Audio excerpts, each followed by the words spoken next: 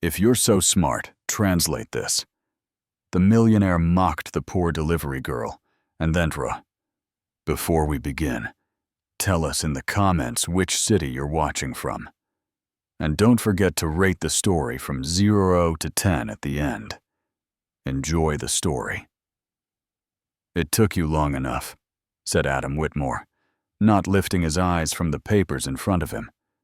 With all due respect, sir, it was a 25-minute ride from the restaurant to this building. Considering the traffic, the rain, and the fact I came by bike, I made it on time, the delivery girl replied, firmly setting the bag on the table. The silence that followed was colder than the air conditioning. A few executives frowned. One of them coughed, trying to break the tension, but no one dared to speak. Adam, the CEO, known as the ice brain of Wall Street, finally looked up from the contract. He stared at her with the cold eyes of someone used to judging the world through numbers and charts. "This isn't a fast food delivery," he said, opening the bag with a sigh of disdain. "We're in the middle of a crucial business meeting." The delivery girl, wearing a wet yellow t-shirt from the drizzle and a backpack still dripping, crossed her arms. "Ordering gourmet food doesn't mean it's going to drop from the sky," she said. One assistant let out a nervous chuckle. Someone kicked him under the table. Adam frowned. "Do you have any idea how important this meeting is?" "Not a clue. But I do have a feeling rich people get grumpy when they're hungry too," she replied, standing her ground. Adam looked at the young woman a little longer than he meant to. She wasn't the type to shrink in front of authority.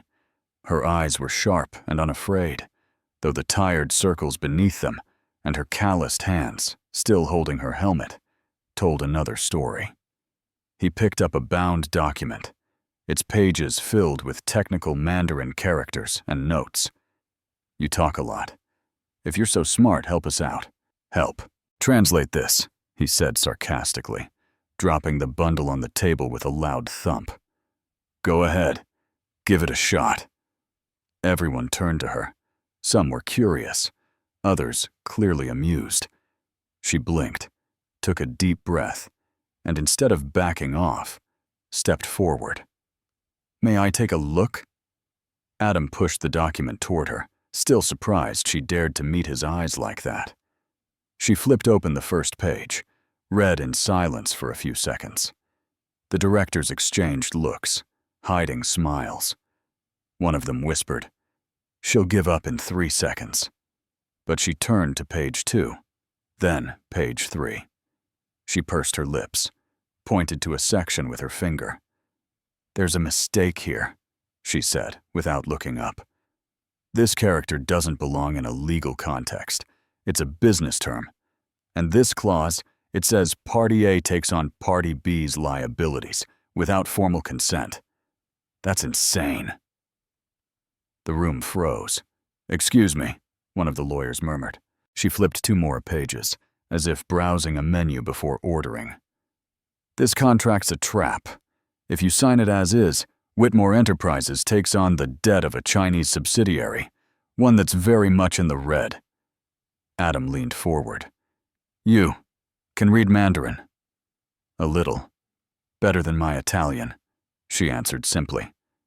The tension broke like a glass shattering on marble. One of the directors stood up quickly, pulling the contract to double-check what she had pointed out. Another was already typing away on his laptop, researching the companies mentioned. Adam said nothing. He just stared at her. She closed the document and slid it back across the table. "The food's still hot. The sauce is packed separately from the pasta, just like you asked." "What's your name?" Adam asked quietly. "April Johnson. But today I'm just the delivery girl, and I delivered what you asked for." She picked up her backpack, turned on her heels, and walked out without waiting for a response. The door closed, and silence settled again. Adam was still staring at the empty spot on the table. One of the directors, still stunned, said, "If she's right, she just saved us." Adam exhaled, one of the rare times he had nothing to say. Then, Like waking from a trance, he murmured, "Find out everything about her." The alarm clock went off at 5:20 a.m. It was a soft, old-fashioned ring, the kind that seemed to respect the sleep of someone who didn't really want to wake up, but still always did its job. April Johnson slowly opened her eyes. Before even sitting up, she reached over to turn off the alarm. Not because she felt rested, but because she'd already been awake for a few minutes, as usual. It was always like this. Her body awake before her mind full before her first cup of coffee. Carefully, she got up from the mattress in the corner of the room, making sure not to make any noise, and walked over to her mother's bed. Lying there with an old blanket pulled up to her chin and breathing with some difficulty was Donna Johnson. Her eyes were sunken, her skin pale, and an oxygen tube cut across her face like an invisible line between past and present. "It's okay, Mom," April whispered, checking the oxygen and fixing the pillow. The small apartment in Crown Heights wasn't exactly a comfortable home, but it was the best they could manage. One bedroom, a cramped living room, a kitchen that barely fit 2 people at the same time. The bathroom had a shower that creaked as if complaining about being used. Even so, for April, it was enough, at least for now. She went to the kitchen, heated some water in the microwave, and stirred instant coffee in a cracked cup. She sat at the table, opened her fabric-covered notebook, and picked up a pen. Silently, she started copying sentences from the Russian grammar book she had borrowed from the public library. "Я учусь дома. I study at home." She repeated it softly, almost like a prayer.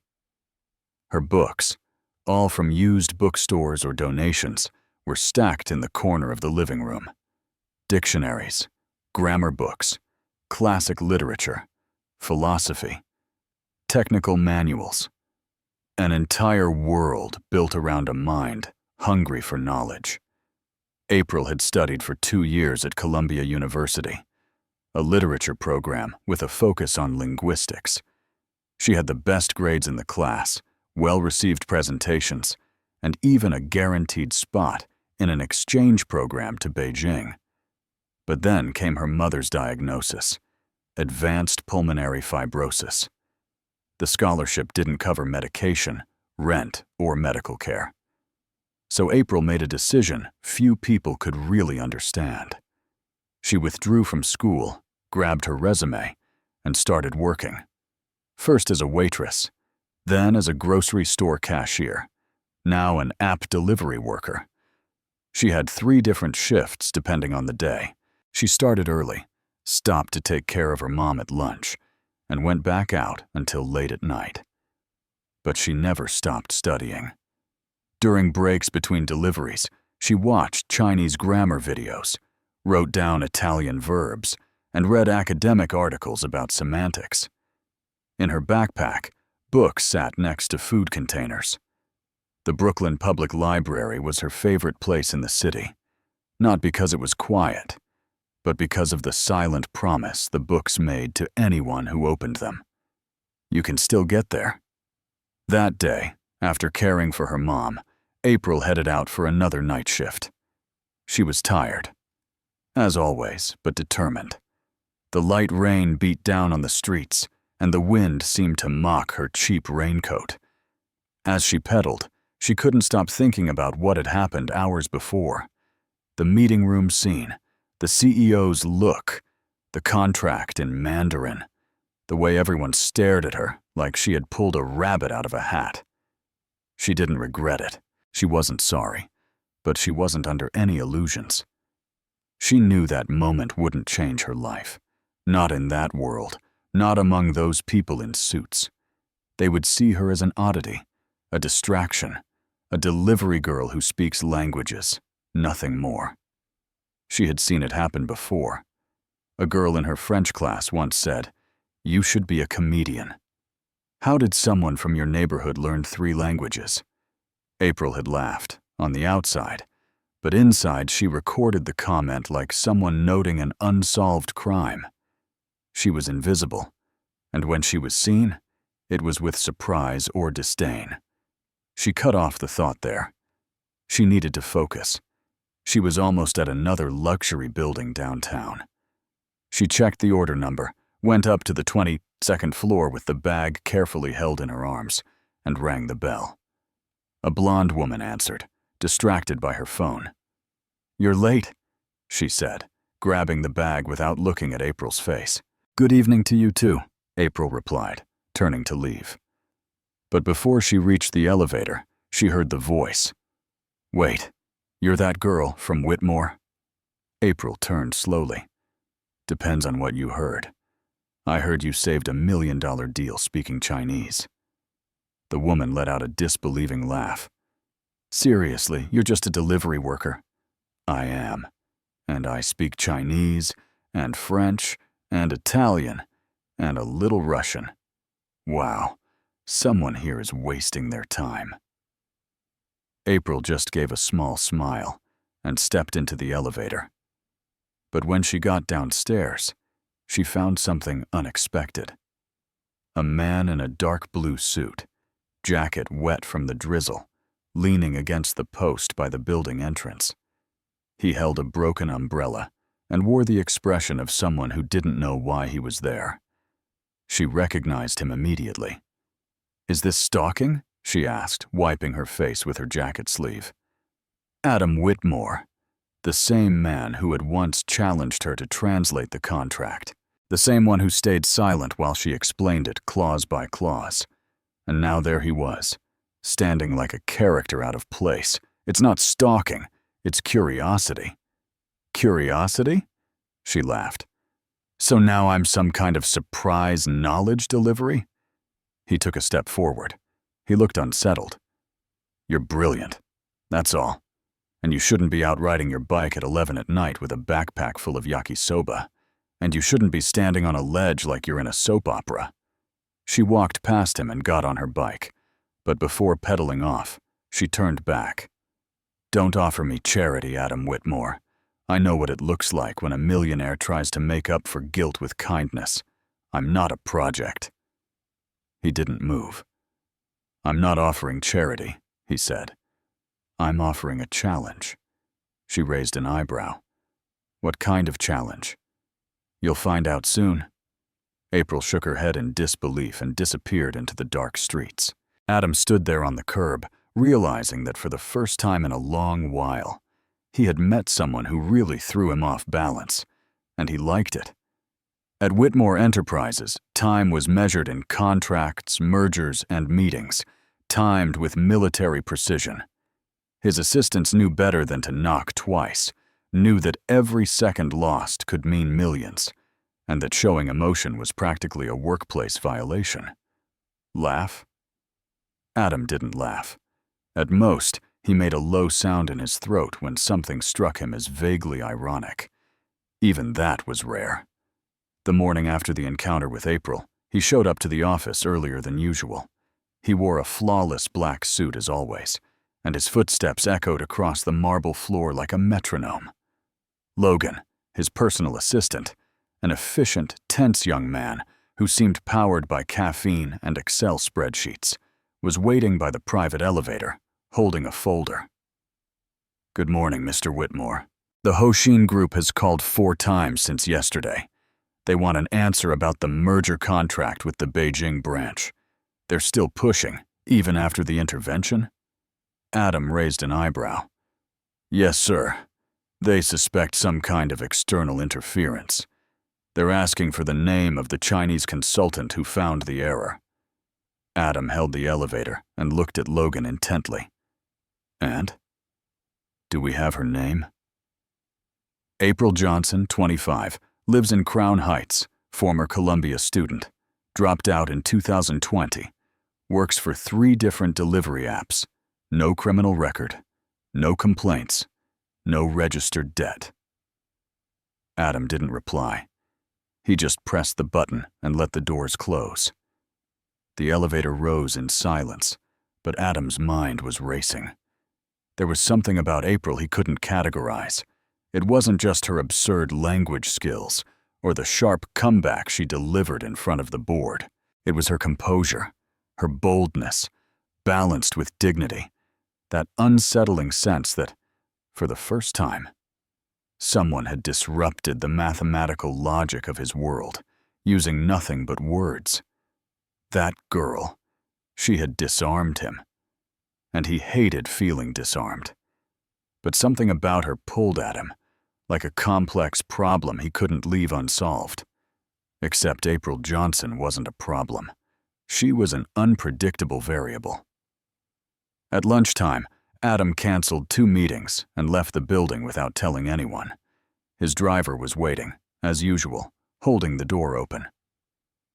"Crown Heights," he said, without looking at his assistant. The car glided through Manhattan's wet streets into Brooklyn, across busy avenues, suspension bridges, and damp alleys, finally stopping in front of a faded storefront laundry.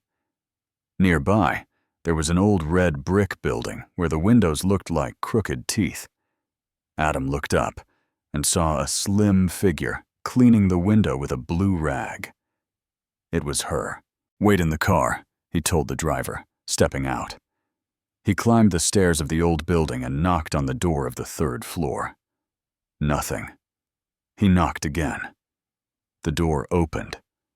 April stood there with her hair in a messy bun, wearing an old gray Star Wars t-shirt and holding a bowl of soup. The surprise on her face lasted less than 3 seconds. "What is this? A secret UN mission?" "I came to talk," Adam said, not sounding very sure.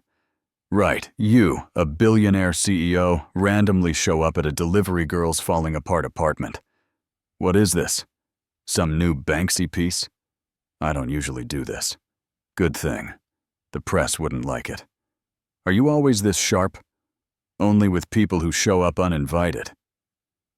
Silence. She opened the door a little more. "Come in before the neighbors think I'm trading stocks in the hallway." Adam walked in. The room was small but tidy. There were books everywhere, some stacked, others open with bookmarks, a couch with a faded throw blanket, a nearly dead plant sitting on the shelf, and the smell of soup. Real soup, made with time and necessity. "I thought you lived alone," he said when he saw the photo on the wall. April, still a teenager, next to a smiling woman. "My mom, she's in the bedroom resting," April said, more quietly. "We try to keep up appearances as much as we can." Adam sat on the edge of the couch, looking as out of place as a CEO dropped into a reality show. "You're different. That's what people say when they don't know where to place me. I came because you threw me off, and that hardly ever happens." April crossed her arms. "Wait, is this some kind of apology attempt?" "Not exactly." "Then what is it?" "A proposal." She laughed, a sincere, almost musical laugh. "You want to hire me?" "No." "So you want to turn me into some kind of inspiring story for a Forbes article?" "Also no." She stepped a little closer, narrowing her eyes. "Then explain it to me, Adam. What do you want from me?" He paused for a moment, then answered, "I want to understand how someone with your mind chooses to be invisible." That caught April off guard. She bit her lip, looked away, and then replied with a calmness sharper than a shout. "Because society already decided people like me are meant to stay behind the scenes. But knowing that doesn't mean I accept it." Adam looked at her for the first time, without arrogance, without the mask. "And do you accept it?" "I survive, I study, and I wait." Silence. Wait for what? A chance, or an opening, or a typo in destiny? Adam smiled, a small, timid smile, but a real one. "I could be that typo." She took a step forward. "Maybe you are." He stood up. "Can I invite you to a meeting?" A real one. Just you and me. Coffee. A contract. A conversation. April thought for a few seconds. You can, but under one condition. What is it? You have to take the subway, alone, and get lost at least once. Adam frowned. Why? Because that's the only way you'll understand what it's like to live in the real world. He hesitated, then nodded. Deal. April held out her hand. It'll be fun watching you try to use a Metro card. He shook her hand, and for the first time in many years, Adam Whitmore laughed. Not a polite laugh, not small talk. A real laugh. Adam Whitmore arrived at the subway station at 8 a.m., rush hour in New York. Wearing a dark, tailored Italian suit and holding a single-ride ticket like it was an ancient artifact, he looked around as if he'd been dropped into a social experiment. He tried to go through the turnstile with the card facing the wrong way. First try. Nothing. Second. Still nothing. On the third try, an impatient woman behind him said, "Flip the card, Wall Street." He flipped it. It worked. 30 minutes later, Adam was climbing the steps of the Brooklyn Public Library, where he had scheduled the informal meeting with April. She was waiting for him on the steps, notebook on her lap, and a cup of coffee in hand. She wore worn-out jeans, a faded hoodie, and had her hair tied up with a pencil. When she saw him, she smiled with her mouth, but teased him with her eyes. "You're sweating. Did you get robbed or just take the wrong train?" "Almost got swallowed by a saxophone player in the car," Adam said, adjusting his tie with wounded pride. "But I think I survived. Congrats." She stood up. First lesson of the day. The real world has heat, noise, and cranky people. Getting through it is a free MBA. They went inside the library and picked a table in the back, between tall bookshelves and a wall outlet that only worked if you wiggled the cord just right. Adam opened a folder. "I looked over some information about you." "Already sounds creepy," April interrupted, sipping more coffee. "I mean, your academic record, your presentations at Columbia, your translation work. You're brilliant, April." She looked at him seriously. "Brilliant doesn't pay rent or medicine or food. I know. That's why I'm here to offer something more than coffee and compliments." She studied him closely. "I'm listening." Adam took a breath.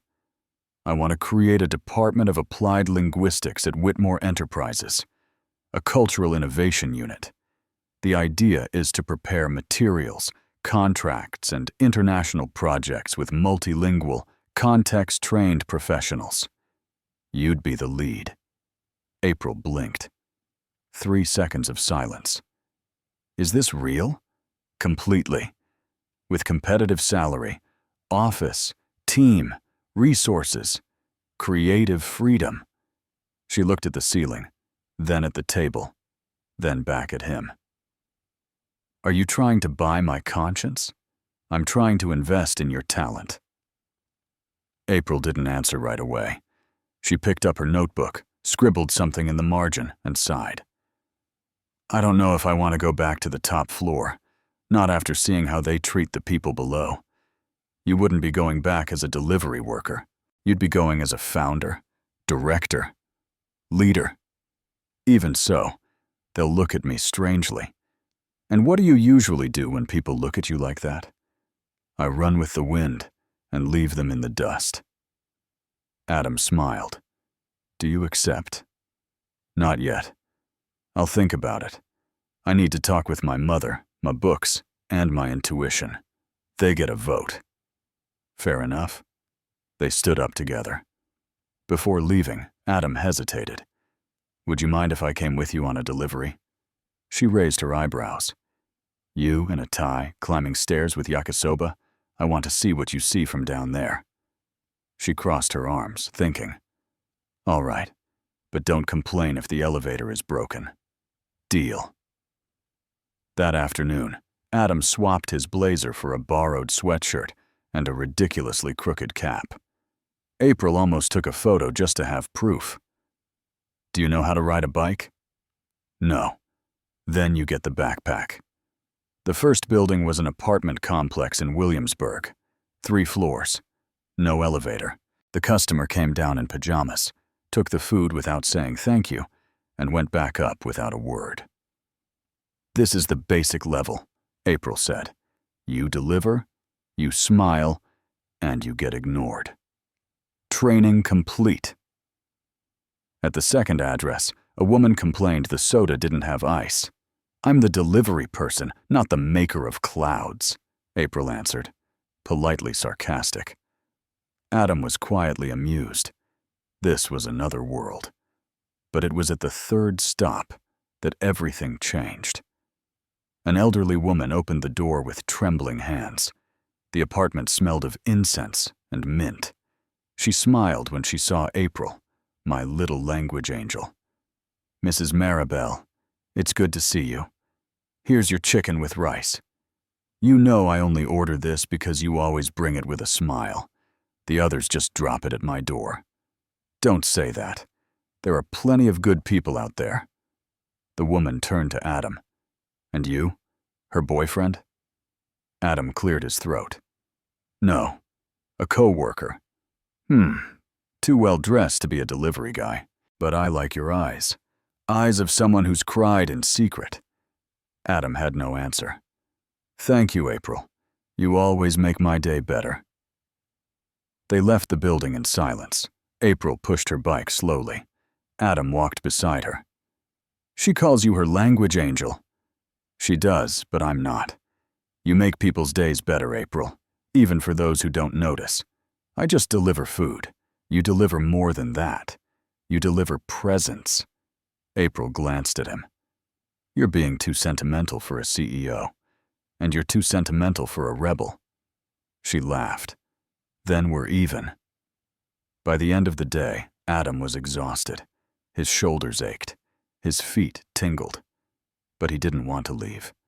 He felt he had discovered a new world. A world where numbers didn't explain everything. And April, this invisible girl who changed things without making noise. She was the bridge between those two worlds. The next morning, April showed up at Whitmore Enterprises unannounced. She wore a simple blazer, jeans, and sneakers, hair tied back with a pen, as always. She walked in, passed the front desk with a temporary badge, and went up to the 47th floor. When the elevator doors opened, all the executives looked at her like they were seeing a UFO. She walked straight to Adam's office. He stood up, surprised. "April, I thought about what you said. And I accept, but with 3 conditions." "Which ones?" "A fair salary, real autonomy, and an office with a view." Adam smiled, facing east or toward the sunset. "Doesn't matter, as long as they don't put me in the basement again." He held out his hand. "Welcome back to the top." She shook it firmly. "Only if it's to change the rules of the game." And at that moment, without anyone realizing it, April stopped being invisible and quietly became the most important piece on that board. April Johnson's first day as director of the new Applied Linguistics Division at Whitmore Enterprises felt like something out of a corporate comedy, the kind where no one really knows who's in charge, but everyone pretends to. By 8:45 a.m., she was already seated in her new office, with a view of the East River. The chair was too soft, the desk too big. The coffee, though, was as weak as anywhere else in the city. She wore a second-hand black blazer, worn but polished shoes, and a bracelet her mother had made with colorful beads. On the desk, 3 pens, a notepad, and a nearly empty water bottle. In her head, a flood of thoughts. At the door, Logan appeared, Adam's nervous assistant, standing like he'd swallowed an entire code of conduct. "Miss Johnson, good morning. Here's your schedule. You have a video conference with the contracts department at 10 a.m. and a meeting with the tech team at 11:30. They also suggested you review the file on the M&S imports proposal, which is supposed to arrive today for negotiation. Adam asked that you keep a close eye on everything. April raised an eyebrow. M&S imports. Isn't that the Asian conglomerate that tried to trick you last year with a hidden clause? Logan looked surprised. Yes, exactly. But how did you know that? I read the report from their last attempt. It was misfiled. I found it last night while digging through the intranet. The folder was in human resources, probably by accident or sabotage. Who knows? Logan looked at her like he had just met a talking panda. Well, good to know. She gave a half smile. Breathe, Logan. You always look like you're 5 seconds from bursting. He gave a nervous smile and walked out. April turned back to the screen. She opened the incoming files and started reviewing the M&S imports documents. They were in simplified Mandarin, with some terms mixed in from business Cantonese, clearly done to make automatic translation difficult. But she read them like someone enjoying a good recipe book. A little after 11, Adam appeared at the door. He wore a light gray suit and a cautious expression. I saw you access the HR system at 2 in the morning. Yes, and before you ask, it wasn't espionage. I just like digging in the drawers no one cleans. And did you find anything? I found a hidden clause in M&S's new contract. If we sign it, we lose the right to unilaterally cancel in case of currency fluctuations, which would basically tie us to them for 5 years, even if the dollar crashes. Adam frowned. That clause wasn't in the English version. Of course not. They wrote it so it only shows up in the combined character version. It's a tactic known as Liu Zi Keng Duan, hiding clauses through cross-referencing. Very rare and very sneaky. Adam leaned against the doorframe, arms crossed. And you caught this on your own? With some coffee and the leftover frustration of being called just a delivery girl. Silence. Adam studied her for a moment, then nodded. Go to the meeting at 3. Bring this with you. Don't hold back. I thought that was your job. Today, it's yours. At 3 sharp, April walked into the Whitmore Towers meeting room with a tablet in hand and a calm expression. The M&S executives were already seated. 3 men in expensive suits, fake smiles, and shiny leather briefcases. The company's official translator was seated beside them. But April didn't let him start. We can do this in Mandarin, if that's all right with you. The 3 looked at each other. One of them muttered, We weren't expecting that. No one expects a storm until it hits, April replied. The presentation began. The M&S team tried to dance around the clause. They spoke fast, used technical jargon. One even swapped a character for another on purpose, changing the paragraph's meaning. April not only noticed, she stopped them. Excuse me, but that the term here isn't yin-he, legal alignment. It's ying-he, forced compliance. That changes the entire agreement. The men went quiet. And this clause, paragraph 4.2.7, was left out of the English version. It refers to losing the right to cancel if the currency reference index goes over CETO. That's serious. Adam, seated at the back of the room, had remained silent since April walked in, and he didn't need to speak. April owned the room. I propose a new version of the contract. Clear, bilingual, ethical. Or we can end this now. The 3 M&S executives exchanged looks. One closed his folder. Another simply said, We'll be back with a different proposal. They left the room, visibly frustrated. The rest of Whitmore's board turned to Adam, as if looking for confirmation that this really just happened. He stood up slowly, walked over to April. You shut them down, with 1 sentence and 2 paragraphs.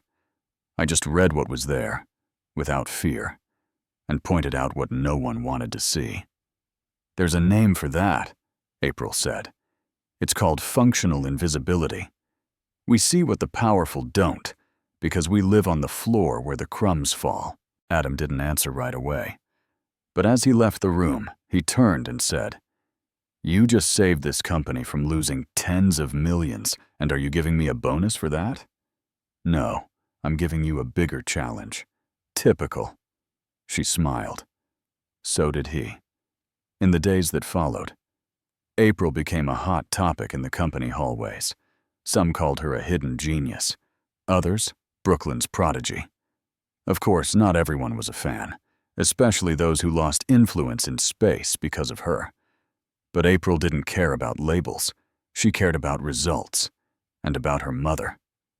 Every night she came home, warmed up some soup, read aloud from books to Donna, and shared with a good sense of humor the absurdities of the corporate world. "Today, someone asked if I was self-taught or just full of myself," she said one evening. "And what did you say?" her mother asked, smiling with her eyes. "That I was both." Proudly. Donna laughed, then coughed a little. April gently held her hand.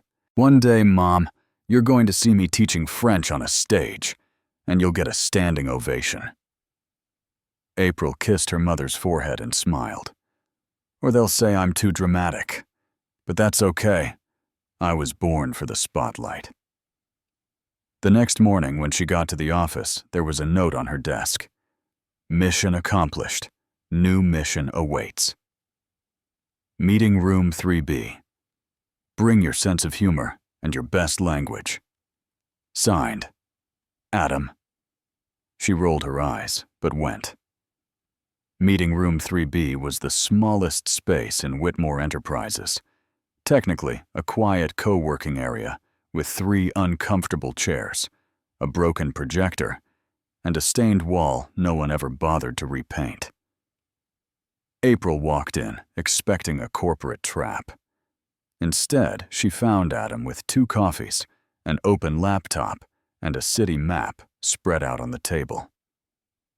"Good morning," he said, without looking up. "Good morning. It's 7:43 a.m. This should be illegal. I thought geniuses didn't sleep." "They don't sleep much, but they dream big," she shot back, pulling up a chair. Adam pointed to the map. "The Social Projects Department is trying to partner with local nonprofits. The problem is most of the contracts are poorly written, ambiguous terms, legal mistakes, and clauses that create conflict. And you want me to fix everything? I want you to go there, see it for yourself, understand the language they use, literally and emotionally." April stared at the map. "You want to take me out of the air conditioning and send me into under-resourced neighborhoods? I want to take you down from the pedestal they've put you on since the last big contract. Geniuses need to remember where they came from." She gave a sideways smile. "I never forgot." "You did, Mr. CEO, with a driver and gourmet coffee. That's why I'm going too." She raised an eyebrow. "Seriously? I'll take the subway. I'm an expert now." "Careful. Pickpockets wear suits these days." Their first stop, a non-profit called Words That Save, located in an old school building in the Bronx. It served at-risk children and newly arrived refugees.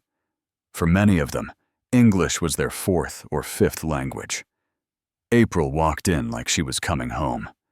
She greeted an older Haitian woman in French, helped a Pakistani child with homework in Urdu, translated an urgent message for a crying Nigerian girl who didn't understand where she was. Adam watched her silently. She wasn't putting on a show. She wasn't waiting for praise. She was serving, truly. By late afternoon, they were sitting on the sidewalk, eating 2 stuffed pitas from a street cart. "You're remarkable," Adam said sincerely. "I'm what the system didn't expect, and what I didn't predict." She wiped her fingers with a paper napkin. "As a CEO, you see charts. I see faces. Numbers lie. People don't. Adam was quiet for a moment. Why didn't you go back to Columbia? She sighed. Because my mom got sick. Because scholarships didn't cover medication. Because the electric bill came due before the semester ended. I could pay for your studies now. I don't need you to pay. I need you to fix the system that makes people like me choose between a degree and dignity.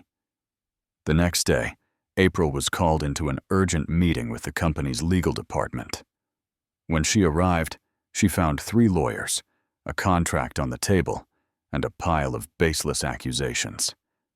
They're saying you violated policy by representing the company in external environments without formal authorization, said the lead attorney, a man with a neatly trimmed mustache and a cold stare. I represented dignity, not the company, April replied. That could lead to legal action. She crossed her arms. You know what costs more than lawsuits? Ignoring reality. Adam walked in the doorway. Everything okay here? Apparently not, April answered. They're trying to silence me for doing more than what my job description allows. Adam looked at the lawyers. You're dismissed now. They left clearly unhappy. Adam walked closer to April. They have no authority to intimidate you, and if they did, they just lost it. She looked him in the eye. Are you really going to back this? I'm going to back you. That night when she got home, April found her mother having a coughing fit. The oxygen tube had come loose. She called the emergency service, helped stabilize her, sat by the bed, hands shaking. I can't lose you now, Mom, she whispered. Donna squeezed her hand tightly. You're flying, my girl. I just want to see where you'll land. 2 days later, Adam invited her to a casual event on the company rooftop. April showed up wary in a denim jacket and black pants, and found a group of young people from different parts of the world, all from the NGOs they had visited. On a big screen was the new project the company had launched, Whitmore Voices, a program for support, education, and translation for refugees and language minorities. April looked at Adam. Is this real? It's yours. I just signed it. She blinked, swallowing back tears. And how did you get this past the shareholders? By lying a little. I called it a strategic cultural expansion initiative. But really, it's the truest project I've ever done.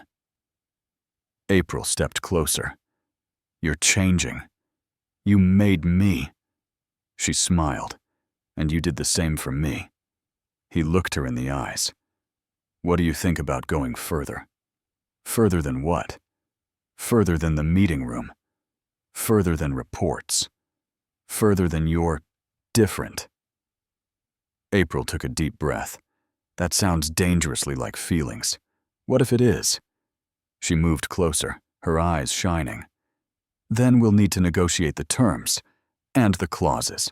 Just one. Absolute honesty. They smiled. And in that moment, with no signed contract, no witnesses, no badges or suits, they made the biggest agreement of their lives. A group of young people came over shyly. Are you the girl from the project? Asked a girl with colorful braided hair, maybe around 12. April crouched down and smiled. I'm one of them, but you all will be the stars from now on. The girl smiled, holding a flyer with Your Voice Matters in 5 languages. Do you speak all of these? I speak a little, but what matters is listening. The girl gave a thumbs up. You're nice, just like my teacher in Ethiopia. April laughed. That's an honor. I hope one day I deserve that comparison. The child ran back to the group. Adam, beside her, watched with an expression he rarely showed. Genuine calm. Not the kind that comes after a signed contract, but the kind that only comes when you know you did the right thing. I wonder, he began, holding an iced tea, how something that started with lunch on the sidewalk can turn into a global project. It starts with pita bread and ends with courage, April said. and a little insomnia and anger at the system. And lots of faith. She looked at the sky. Faith too, but faith with action. He nodded. Can I ask you a hard question? You already started. Do you believe in me? She slowly turned to look at him. No, not yet. Adam seemed hit by those words, but didn't back away. Fair. And what do I need to do to change that? Stop doing things for show and start doing them for purpose. And will you know the difference?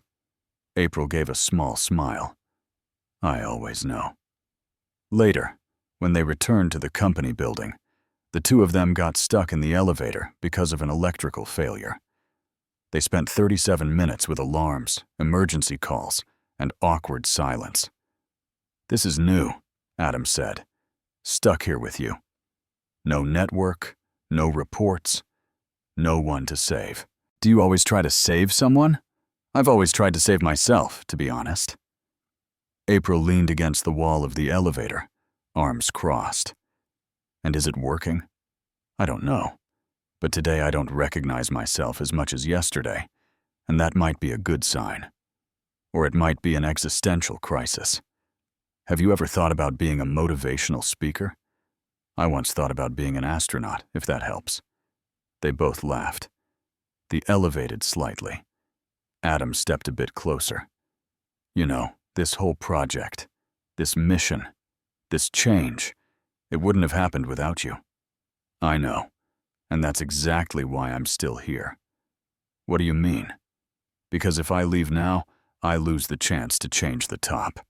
But if I stay, I risk becoming what I fought so hard against. Adam looked at her seriously. I won't let that happen. She turned her gaze away. You can't promise that. No, but I can fight beside you. The elevator came back to life with a jolt, and the lights came on. The doors opened, but the two of them stayed there just a moment longer than necessary. The next evening, April went back to visit the Words That Save NGO. It was the graduation for a small group of young refugees who had learned English and were getting ready to enter public school the following semester. She was called up to hand out the certificates. At the end, one of the students, a 16-year-old girl named Zara, read a note written with help from the volunteer translator. When I got here, I didn't even know how to say hello. Now I want to become a lawyer because the lady who spoke like me made me believe I can. April held the paper and cried without fear, without shame. Donna, her mother, watched from the front row with an oxygen tank beside her and a look of pure pride. At the end of the event, the two of them hugged. I saw you shine, my daughter, Donna said. It was just a spark, but even the sun starts that way. Later that day, back at home and changing clothes, April got a message from Adam. Tomorrow, rooftop, 8 a.m. facing east. Bring courage. She looked at herself in the mirror. For the first time in months, she liked what she saw. Not because of the clothes, not because of the hair, but because of the woman standing there, whole. She smiled and replied, I'll be there. She laughed to herself. She knew something important was coming, but she had no idea what he was about to say or how it would change everything. The sky over New York was turning orange when April arrived at the rooftop of Whitmore Enterprises. It was cold, but pleasant. The kind of morning that felt like it wanted to whisper good news to anyone who'd listen. She wore a beige coat tied at the waist and worn-out boots that had survived more than 60 miles of biking around the city. Her hair, pulled into a loose bun with a blue pen, moved gently in the breeze. Adam was already there. He wore a light blue shirt, no tie, unusual for him. He was alone, leaning on the glass railing, watching the traffic below like he was trying to decode a hidden language. On a small round table, 2 cups, jasmine tea, and a brown folder with the company seal. April approached slowly. cautious like a stray cat near fresh food. "Good morning. I hope this surprise invite doesn't involve corporate bungee jumping." "Not this time," Adam smiled, though I did consider hiring a jazz band just for effect. She sat down. "All right, you win for dramatic build-up. Now, let's hear it." Adam slid the folder toward her. "Read it." April opened it. Inside was a 2-page contract. Straightforward. No fine print. No legal traps. She read it silently, eyes scanning every line with the focus of a magnifying glass. Then she looked up. "You're kidding me, right?" "I've never been more serious. This is an offer to become the company's vice president of social innovation?" "Exactly. This is insane. I agree. I'm young. I don't have a degree. I'm not part of the corporate circle. That's exactly why I want you." She ran a hand through her hair. "Vice President Adam? Isn't it too soon? You think in ways no one here does. You read where others skim. You translate what others overlook. And most important, you feel. And you teach others to feel too. That's not a title. That's a minefield. And you're the only one who can walk through it without blowing it up." April let out a dry laugh. "What if it all goes wrong? Then it's on me." She looked out at the view. "You know this won't go over well, right?" "Of course. The shareholders will call me crazy. The executives will roll their eyes. And the press will say I fell for a delivery girl and gave her a title." She looked him in the eyes. "Serious? And did you fall for me?" Adam held her gaze, thought before answering. "I'm learning to admire. Deeply. As for falling, maybe I'm on my way. But if I am, I want to do it right." April looked away. "This changes everything. Or starts everything." She closed the folder. "I need time. You have until the end of the week." "That's generous. I pretend to be fair when I want to look human." "And you want to look human with me? I want to be human with you." April smiled. "You're starting to learn the right words, but you still miss the tone." He laughed, and for the first time in a long while, he looked at ease.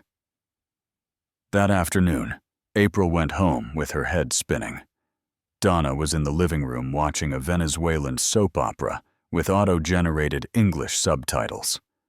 "Lamb." April began taking off her coat.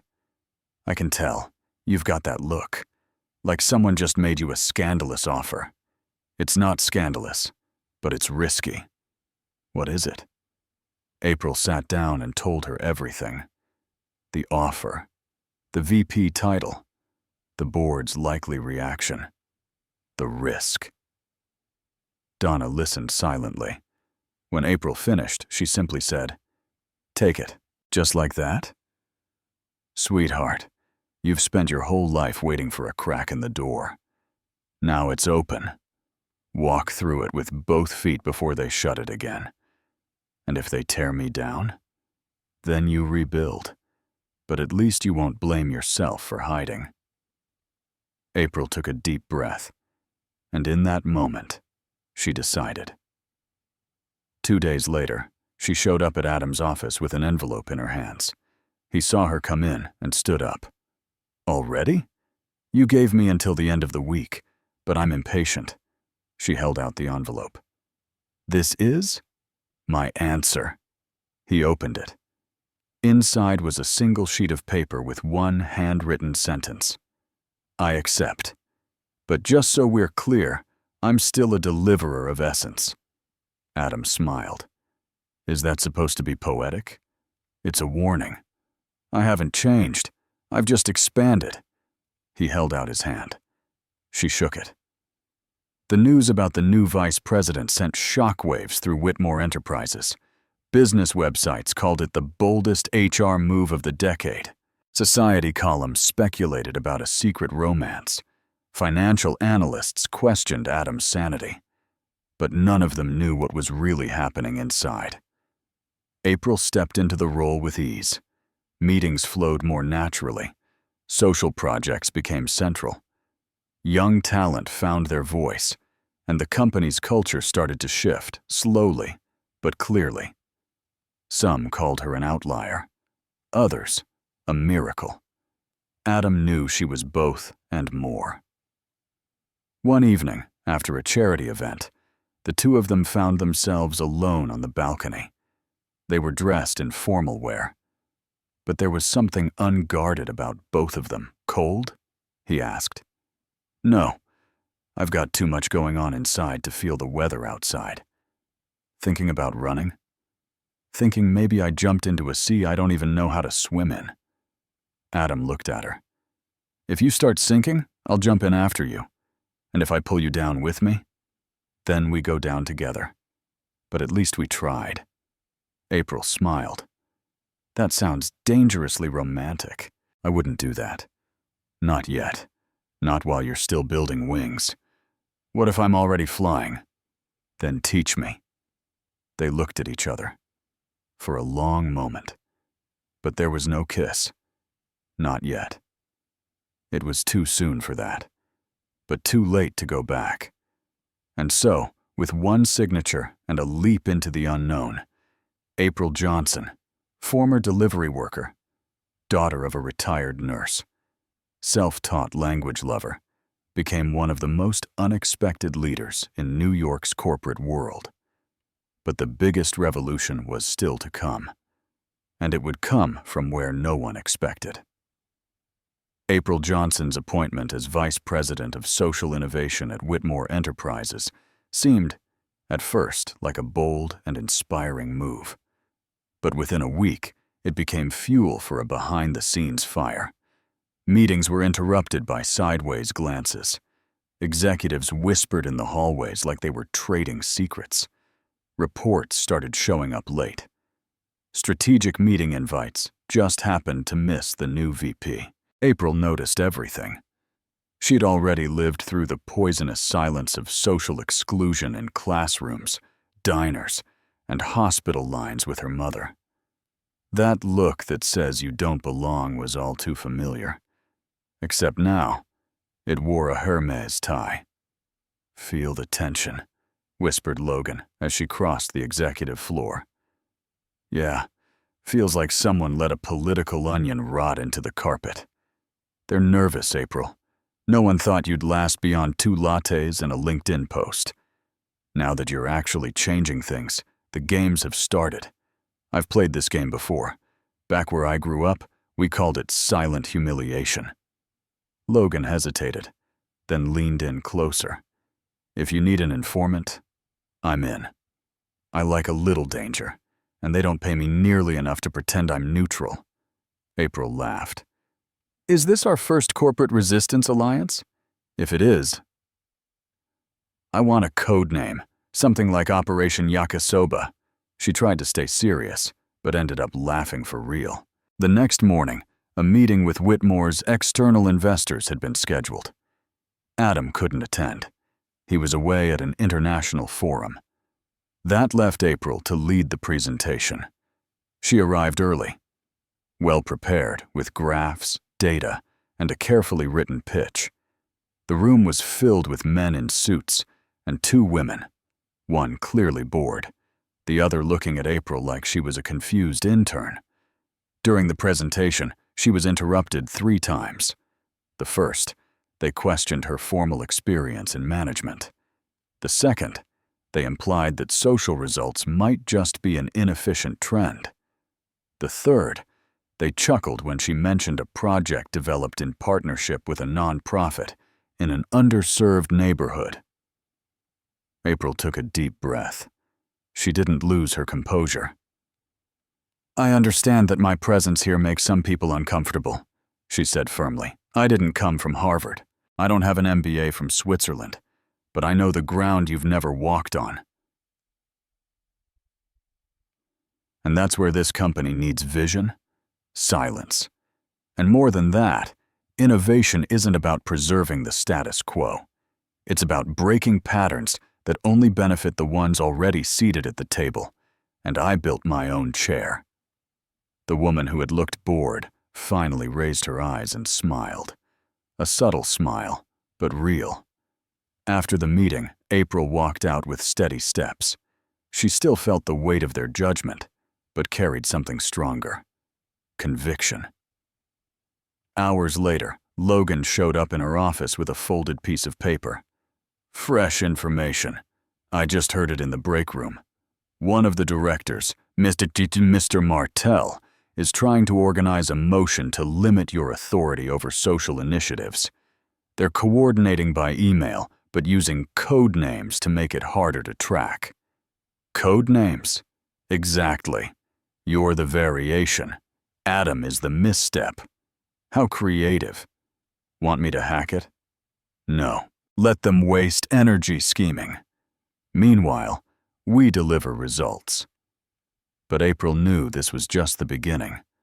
The next day, something unexpected happened. As she was leaving the company, she was approached by a short woman with neatly cropped white hair and a dark green dress. "April Johnson?" "Yes.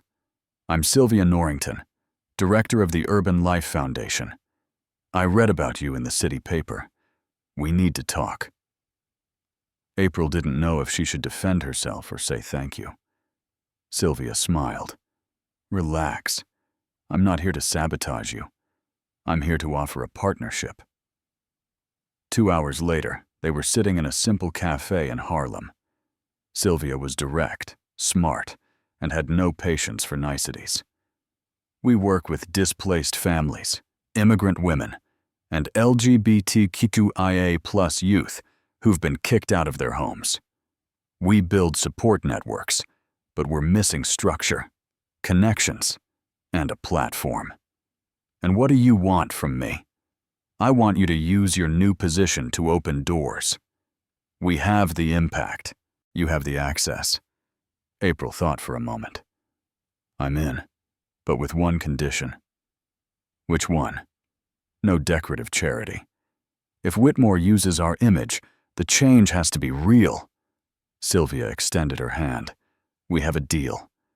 When April got back to the office, she was excited, but she was met with an email titled "Skills Review, Sector Restructuring."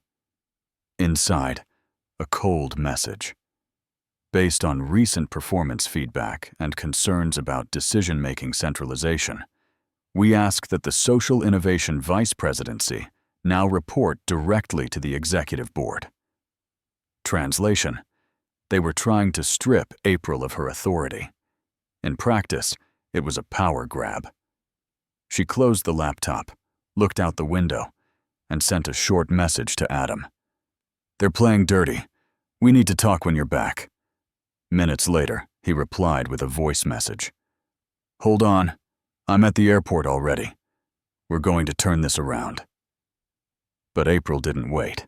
The next morning, she called an emergency meeting with the project leaders, partner directors, and 3 representatives from NGOs that had received company funding in recent months. The room was packed. "I know I'm not the traditional leadership profile here, but I'm not here to please investors.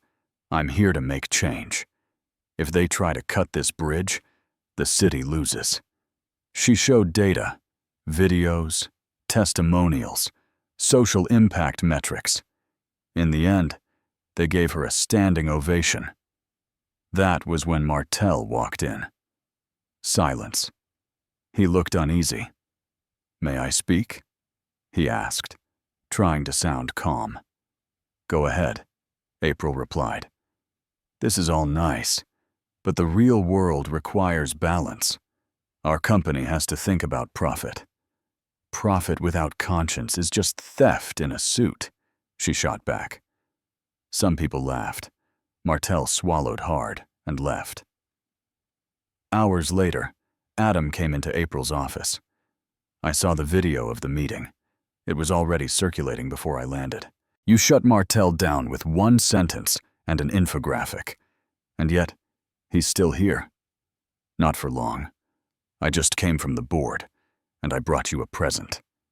He handed her an envelope. She opened it. It was an official letter from the board reversing the limitation on her role and confirming her full authority as vice president. April smiled. We won the first battle.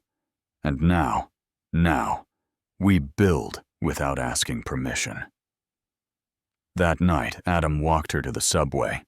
No armored cars, just two tired, happy people in a city that crushed them in different ways and now had brought them to the same platform. Did you notice? He said. What? We're becoming an example. There are people out there starting to believe because you're at the top. That's dangerous. That's necessary. She looked at him sideways. Are you still in transit? About what I feel? About all of this? Adam took a deep breath. I think I'm already at my destination. I just don't know if you'll be waiting for me at the exit. She smiled. Anyone who's walked in the dark knows the value of the light. A light rain was falling over Brooklyn when April got off the subway that Saturday morning.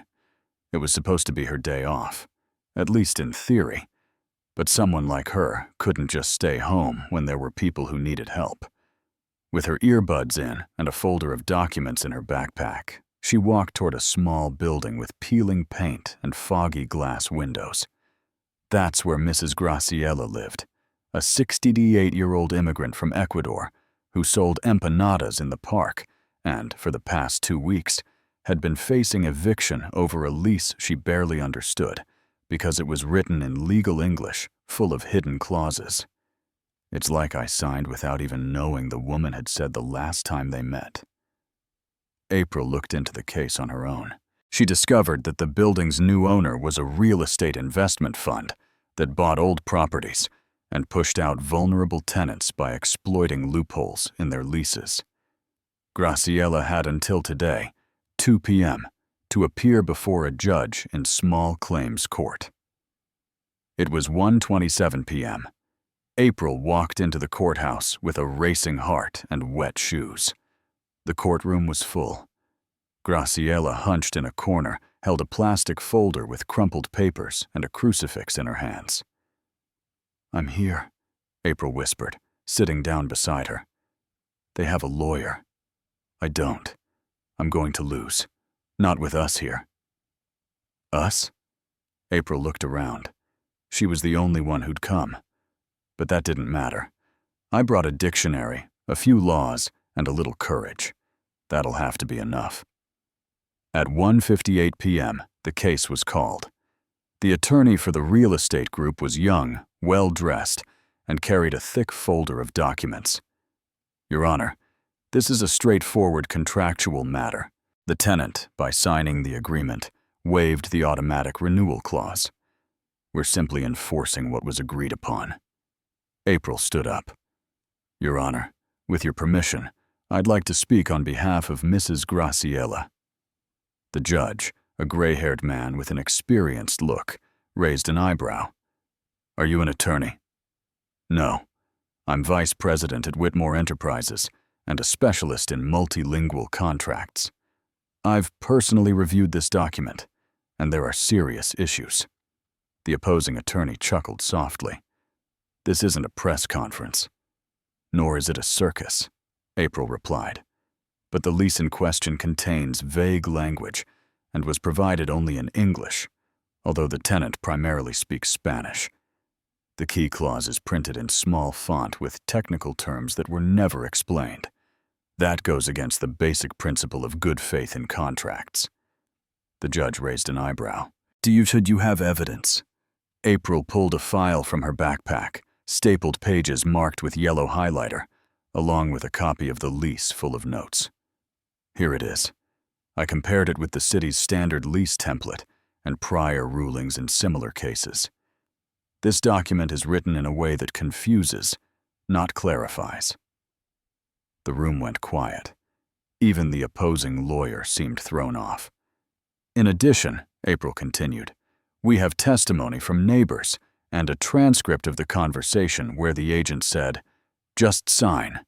It doesn't change anything." Graciela had no assistance, no translation. That's not signing. That's a trap.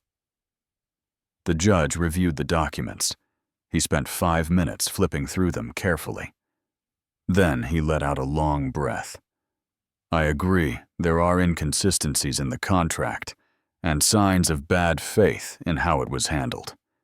The eviction is suspended. The tenant will remain in the apartment until a new hearing is held, this time with legal support. Graciela covered her mouth, overwhelmed. The attorney closed her folder, clearly upset. April hugged the older woman. "You're not going anywhere today," Graciela cried. "Gracias. Gracias, mi ángel." April smiled. I just translated what was already screaming in silence. When they left the courthouse, April didn't expect to see camera flashes, but they were there. Some reporter had been tipped off, maybe even by someone from the real estate group trying to expose the activist VP from Whitmore. But the effect was the opposite. The image of April holding the documents and hugging the elderly woman went viral within hours. Whitmore VP challenges eviction and wins in court, with facts and empathy. Read the day's most shared headline. Comments spread across social media. This woman is what every CEO should be. She didn't climb to the top.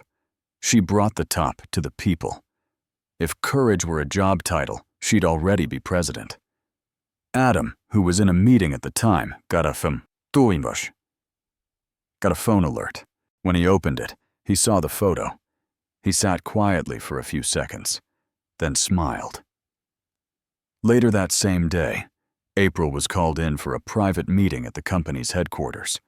When she arrived, she found Adam in the conference room with 3 board members and the communications team. "You okay?" he asked, still holding his phone. "I'm good. Tired, but good." "This blew up," said one of the communications directors. "We've got international media asking to interview you. I just helped a woman who couldn't understand her lease. And by doing that, you made headlines," Adam added. April sighed. "You know what's the craziest part? It's not seeing myself in the newspapers. It's that, for the first time, I wasn't afraid to speak up or to be heard." A respectful silence fell over the room. Adam stood up and looked her in the eyes.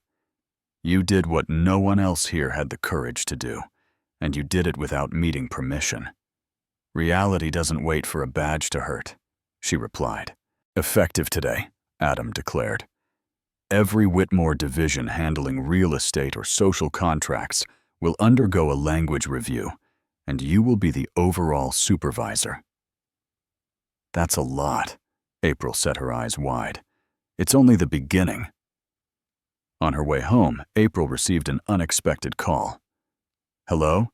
Is this April Johnson? This is Judge Martha Ellis from the Civic Court. I just wanted to say, congratulations. Not for winning, but for how you handled the case. You reminded all of us why justice exists." April held the phone for a moment, her eyes misting. "Thank you, Your Honor. Keep it up. Make noise wisely." At home, Donna was watching TV when April walked in. "I've seen it," her mother said without looking away. "They're calling you the lawyer without a degree. I prefer justice interpreter." Donna laughed, and with a lot more style. Later that night, Adam sent a message. "Do you still think you don't belong here?" April replied, "I'm not sure I belong, but I know I'm needed." He answered with one word exactly. She smiled, and in that smile, there was a new certainty. She didn't need a title to have power. She was already powerful because she knew exactly how to use it. The following week was a whirlwind. After the hearing with Mrs. Facruciella and the public reaction, April Johnson became the face of a change no one expected, least of all her. She was everywhere. Interviews, thank you emails, invitations to events she would once have been shut out of because of her address. Columbia University even reached out again, offering an institutional reconnection with retroactive honors. But inside her, something was growing heavy. The exposure, the expectations, the loneliness of decision-making, the fear of losing herself in it all. It felt like, instead of growing into the role, she was shrinking under the weight of representing thousands of invisible voices without ever making a mistake, without ever failing, without being allowed to just be human. On Tuesday morning, she looked at herself in the company restroom mirror and saw a tired face, sunken eyes, hair hastily pulled back, an expression that no longer matched the girl who used to bike the streets with a backpack and courage in her heart. She returned to her office, sat in her swivel chair, and stared out at the city. New York hustled on, indifferent. Donna was worse. Hospital visits were becoming more frequent. April barely had time to breathe, let alone care for the woman who had given her everything. She picked up a piece of paper and began writing by hand. Dear members of the board, thank you deeply for the opportunity you've given me. But at this moment, I need to remember who I am and go home. She signed it, folded it, and put it in her pocket. That was it. Time to leave. That night, she walked home slowly. When she entered, she found Donna asleep on the couch, the oxygen tank beside her, and a blanket over her shoulders. She sat down carefully, not wanting to wake her, and just stayed there, watching, listening, feeling. Her phone buzzed. A message from Adam. Can I see you? She hesitated, then replied, Tomorrow. Afternoon. The park bench across from the building. No suits. The next day was overcast. April arrived first. She sat on the bench, arms crossed, staring at the buildings ahead, as if they were unreachable peaks. Adam showed up exactly on time, in dark jeans, a simple shirt, and sneakers that clearly weren't his usual style. I like the disguise, she said, without taking her eyes off the street. I'm trying to look human. Remember, Glander. She took the envelope from her pocket and handed it to him. What's this? My letter of resignation. Adam read it slowly. When he finished, he folded it carefully and slipped it into his shirt's inner pocket. Why now? Because I'm tired of being a symbol. Sometimes I just want to be me. You don't have to leave to be that. Yes, I do. I climbed this mountain by motorcycle, but now it feels like they're asking me to pilot a plane without instructions. They didn't give you instructions because no one has ever reached where you've gone, April. But I don't want to be a pioneer forever. I just want to breathe. Adam took a deep breath. What if I ask you to stay? I'd be like everyone else trying to convince me I'm more useful alive than free. No, he said. I don't want you to stay for the company or for the cause or for me. I want you to stay if you want to build something with me. For the first time that day, she looked him in the eyes. What do you mean by that? He sat down beside her. I tried to hold back. You had so much going on. And I thought it would be selfish to get close. But I fell in love with you. April swallowed hard. That's not fair. I know. But it's the truth. You're my boss. I used to be. Now, I'm just a guy on a park bench talking to the most incredible woman he's ever met. She laughed, but there were tears in her eyes. And what if I told you I feel something too, that my heart races every time you walk into a room? Then we'll run together. And what if I lose myself in the middle of all this? I'll help you find your way. And if I get lost, you'll show me how to get back. She was quiet for a long time. Then she took the envelope back from his hands. I'm not going to tear it up, but maybe I'll hold on to it for now. That's enough. He held her hand. You don't have to decide everything right now. Just breathe. And she did. For the first time in days. Deeply. Slowly. Good thing you didn't show up in a suit. I might have punched you. Lucky I'm in jeans. And those sneakers. Hideous. And still, you like me. She shook her head. idiot. Vice President idiot. Exactly.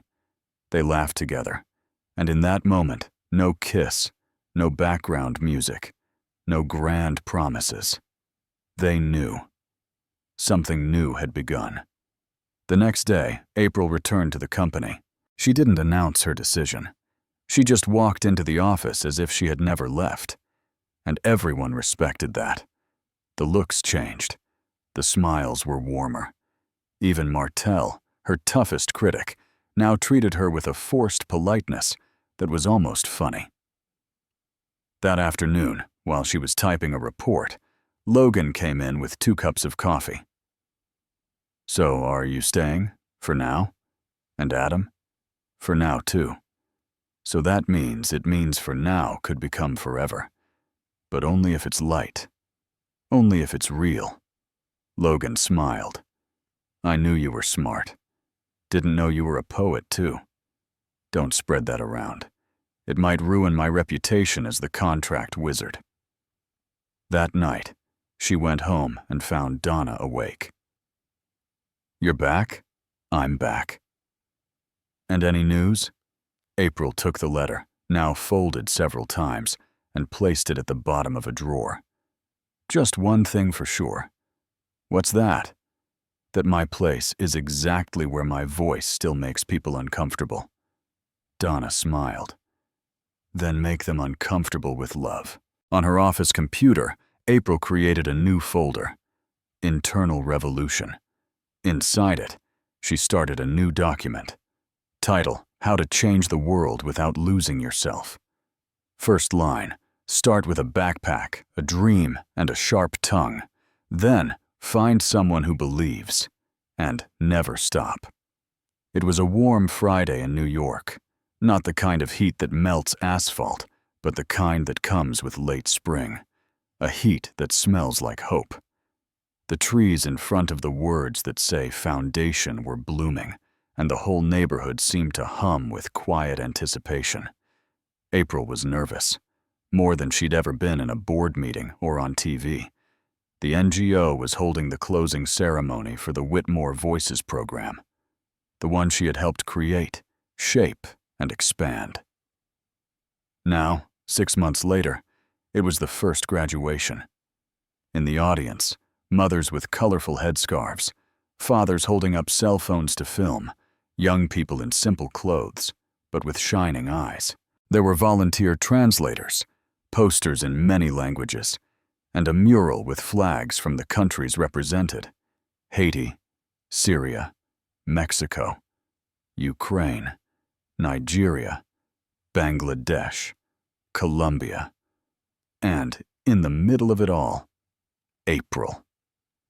She wore a dark blue dress with loose sleeves and her hair in a side braid. No heels, no heavy makeup. She wanted to show up just as she was, authentic, seen. She was there as a mentor and as living proof that breaking through the no-place barrier was possible. Next to her were Sylvia Norrington, the NGO director, and 3 Whitmore board members. But Adam wasn't there. He had traveled that week to a conference in Zurich. He had sent a message of support.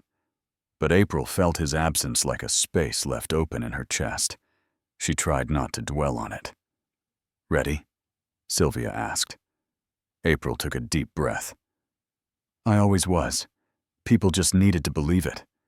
She stepped onto the stage, holding the microphone with both hands. The makeshift auditorium went silent.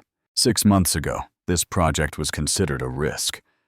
People said it was too much philanthropy, that young people from the margins don't want to learn languages, or that refugees don't have time to study.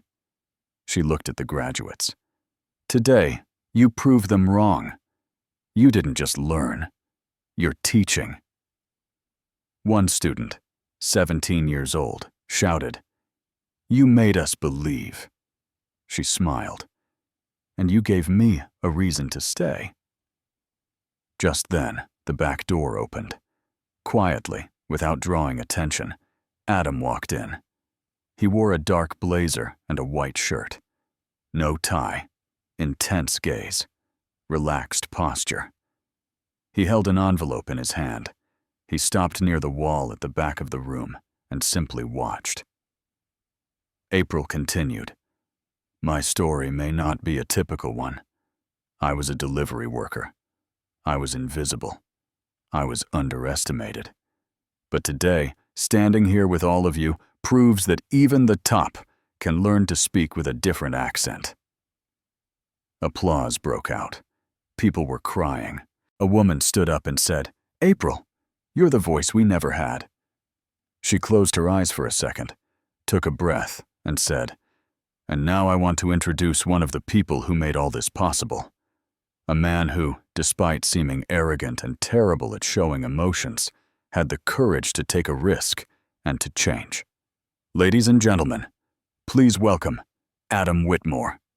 The entire room turned to the back. Adam slowly walked down the center aisle. He nodded at a few people. He stepped up onto the stage without looking directly at April, not until the very last second. When their eyes met, time seemed to stop. He held the envelope tightly. Good afternoon, he began, his voice calm and steady. I didn't come here today as a CEO. I came as someone who learned from this woman beside me and from all of you. In the corporate world, we're trained to look at numbers, predict trends, hit targets, but none of that prepared me to meet a soul like April Johnson's. April swallowed hard. Her eyes welled up. Adam went on. She taught me that intelligence doesn't come with a zip code, that talent doesn't wear a suit, and that empathy might just be the most revolutionary policy of all. He opened the envelope. And that's why, today, I officially announce the creation of the April Johnson Institute for Social Linguistics. Yes, it will be part of Whitmore Enterprises, but it will have full independence, and April will be its founder, president, and project leader. The room erupted in applause, cheers, and whistles. April covered her mouth with her hand. The tears came freely. Adam turned to her. And if you accept, I want you to be not just the heart of this project, but its guiding light, the example you already are for so many people. She couldn't speak for a few seconds. Then she picked up the microphone. I accept. The roar from the crowd echoed against the walls. April and Adam hugged. A long, quiet hug, full of meaning. She whispered in his ear, that was a movie-worthy comeback, and the leading lady deserves a happy ending. We're not done yet. Then, let's write the rest together. After the event, out in the courtyard of the nonprofit, with kids running around, pictures being taken, and families celebrating, Adam and April sat off to the side. You know what's the craziest part? She said. I used to think my biggest fear was failing, but I think it was being seen. And now? Now, I see myself too. He held her hand. There's something I haven't done yet. What's that? This. And then he kissed her. A gentle, quiet, honest kiss. No audience, no cameras, no script. Just a kiss between two people who came from different worlds, but ended up in the same place. In the days that followed, the story of the April Johnson Institute went viral. TV shows, speaking invitations, international interest, record-breaking donations. But April stayed the same. She still took the subway. She still visited Mrs. Graciela. She still brought her mom soup on Wednesdays. Only now she had a foundation and a partner. Adam, in turn, stepped down as CEO a few months later, as he had already planned. He was ready for a new chapter, one with more humanity and more connection. At his final company meeting, he gave a simple speech. They say love makes leaders weak. But if that's true, then I hope we're all weak, because only with love can we build something that truly matters. One night at home, Donna looked at a photo of her daughter on the nonprofit's wall and smiled. You became everything I never dreamed of saying, but always knew you were. April kissed her on the forehead. I'm still your daughter. I just have more paperwork to sign now. Donna laughed. And you kissed a CEO. Oh, Mom, I saw it on TV. They both burst out laughing. On the wall of the new institute, a phrase engraved in golden metal: languages build bridges, but love is what crosses them. Signed, April Johnson. The day began gray in New York. Not the kind of sky you'd hope for on a wedding day, but April Johnson was happy. Happy in a way that had nothing to do with the color of the sky, or the brightness of the sun, or the weather forecast. It was a peaceful kind of happiness, grounded like roots. The kind that comes from finally knowing everything makes sense. She was in a room at the Words That Save Foundation, where the wedding would take place. She had decided she wanted something simple. No fancy hotels, no golden chandeliers, no red carpets. She wanted to get married, where love had first turned into purpose. She wore a white dress with short sleeves, a V-neck, and hand-embroidered lace made by immigrant mothers who had been part of the project. On her feet, white sneakers. In her hair, wildflowers. There was no heavy makeup, no expensive jewelry, but her eyes had never shone brighter. Donna, her mother, sat in a nearby armchair. She wore light blue with a modest scarf and a wide smile on her face. You ready, sweetheart? April looked at her through the mirror. Since the day he threw that Mandarin contract in my lap. Romantic. For us, it was. Across town, Adam was adjusting his collar in front of the mirror. He wore a dark blue suit, burgundy tie, polished shoes, and a flower in his lapel picked by April. He was nervous. Logan, now promoted to director of the April Johnson Institute, walked in with 2 cups of coffee. You've got 3 minutes to run if that's what you're thinking. I'm not. So you're ready? For the first time, yes. Logan stepped closer. Never thought I'd see you like this. Human. Relaxed. Smiling for no reason. April does that. She doesn't just change contracts. She changes people. And you? Became people? Adam laughed. I think so. I'm even breathing better. The ceremony started at 11 a.m. In the foundation's garden, there were wooden chairs with simple cushions, colorful napkins, flower arrangements chosen by the kids, and live music, violin, and accordion. Among the guests were young graduates, moms from social projects, activists, Whitmore staff, non-profit workers, and people who had crossed paths with April and Adam along the way. When April walked down the makeshift aisle, everyone stood, but it was Adam who nearly lost his breath. April walked confidently, alone, because no one needed to give her away. She was already whole. When she reached the altar, the 2 of them locked eyes for a long moment, like someone finishing a book and realizing they want to read it all over again. The officiant, a kind man with a Colombian accent, began. Today, we're not just celebrating a wedding. We're celebrating a choice of 2 people who came from different worlds, but chose to walk forward in the same one. April held Adam's hands. I thought about writing elaborate vows, she said. But the love I feel for you doesn't fit into big words. It fits in the simple things, like waking up and remembering you exist, like knowing that even when I stumble, you'll laugh first, then help me up. Everyone chuckled. Adam spoke next. I came from silence, from numbers, from perfection. But you shook up my order. You tore through my logic, and you built poetry in the middle of my structure. I don't want to understand you.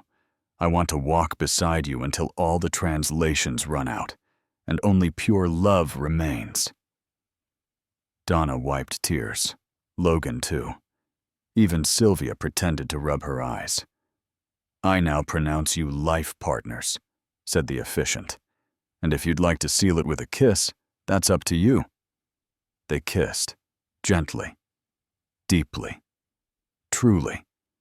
The reception was outdoors, with food prepared by women from the project. There was yakisoba, empanadas, falafel, tacos, jollof rice, a true UN of flavors.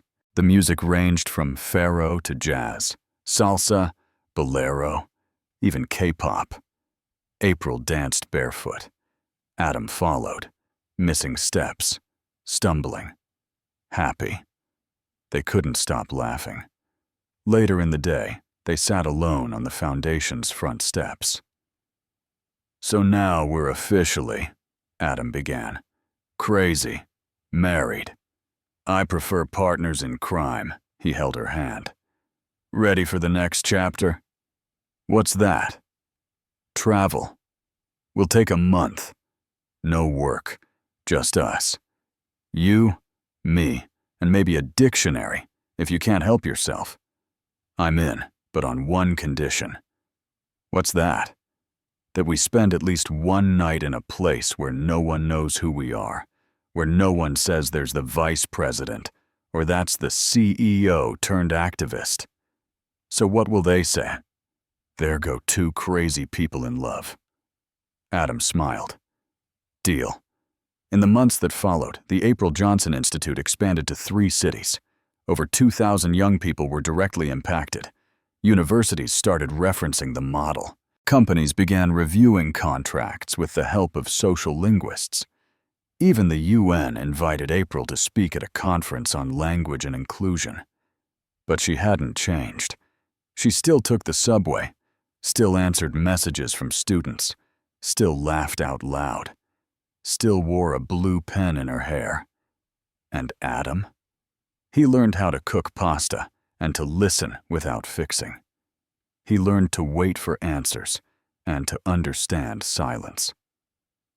One night, lying on the couch with her head in his lap, April asked, "Do you still think our worlds are different? I think our worlds collided and made a new one. Does it have a name? Love. That's cheesy, but you smiled. I did."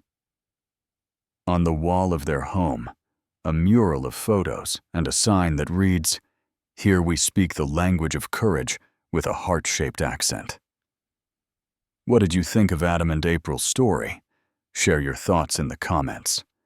Rate this story from 0 to 10. What's your score? Subscribe to the channel and click the bell so you don't miss any of our stories. And take a moment to watch more moving stories by clicking here on the end screen.